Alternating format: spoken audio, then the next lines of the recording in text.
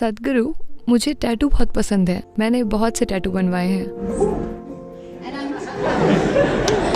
और मुझे यकीन है कि यहाँ कई लोगों ने बनवाए होंगे। तो जब मैं अपना पहला टैटू बनवा रही थी तब मेरे और मेरे माता पिता की राय बिल्कुल अलग थी। हमारे बीच काफ़ी बहस हुई। वे बोले टैटू क्यों बनवाया। तो मेरा प्रश्न ये है कि क्या टैटू बनवाने से हम अनाड़ी लगते हैं या इससे बेढंगे दिखाई देते हैं? तो क्यों, इसके बारे में मतभेद क्यों है?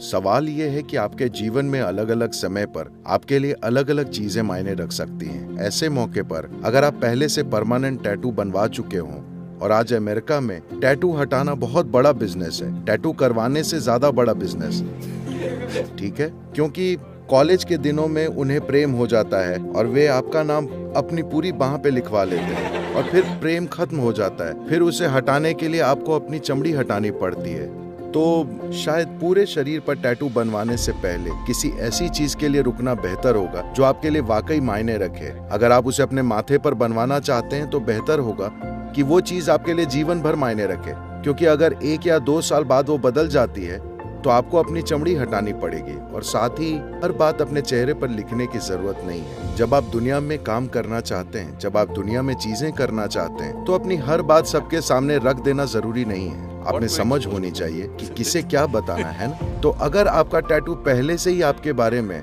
आपके सिद्धांत और बाकी हर चीज बता रहा है, तो आपके सामने आते ही हम आपके बारे में सब जान जाएंगे। अगर आप एक बहुत ही सरल जीवन जीना चाहते हैं तो ये ठीक है, लेकिन अगर आप जीवन में जटिल तरीकों से भागीदारी करना चाहते हैं तो ये बेहतर होगा कि लोग आपको कोई खास पहचान न दे पाए। क्या जेलों में काम करते रहे हैं, भारत में और संयुक्त राज्य अमेरिका में भी। इस आंदोलन का नाम है कैदियों के लिए भीतरी आजादी। ये दिल को छूने वाला आंदोलन है। तो जब मैं केंटकी जेल गया, इस जेल में कड़ी सुरक्षा होती है।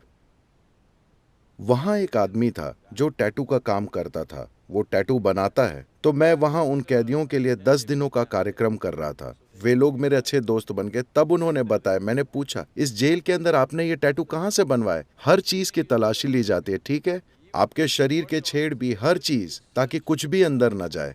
पर किसी तरह से ये इंसान सभी के लिए टैटू बनाता है, बहुत महंगे टैटू, ठीक है।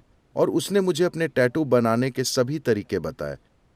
वो खाने के कांटे का थोड़ा हिस्सा तोड़कर उसे घिस घिस कर सुई बना लेता है। वो प्लास्टिक के टुकड़े बटोरता है, उसे थोड़ा सा प्लास्टिक मिल जाए तो पिघलाकर अलग अलग रंग बना देता है। आपको कैदियों को देखना चाहिए, वे सिर से पांव तक टैटूज में होते हैं। इससे पता चलता है वे किस गैंग के हैं। मतलब ऐसा है कि एक खास तरह के टैटू का मतलब आप इस ग्रुप के हैं। वे जहां भी जाते हैं उनमें यह चीज तय है, किसी का ग्रुप पहचानने के लिए यही उनकी भाषा है। पता चलता है कि आप कितने बड़े गुनाहगार हैं, क्या आप वाकई बड़े अपराधी हैं या छोटे मोटे अपराधी हैं। उन सभी के शरीर का पूरा ऊपरी भाग हमेशा टैटू से रंगा होता है और ये इंसान टैटू बनाता है। और ये सभी लोग, उन्होंने खुद को इस इंसान का देनदार बनाया है। जब वे जेल छोड़कर जाएंगे, अगर वे कभी जा पाए, तो उन्हें इस इंसान को हजारों डॉलर देने होंगे। वो इस चीज का खाता रखता है अपनी बाह पर लिखकर।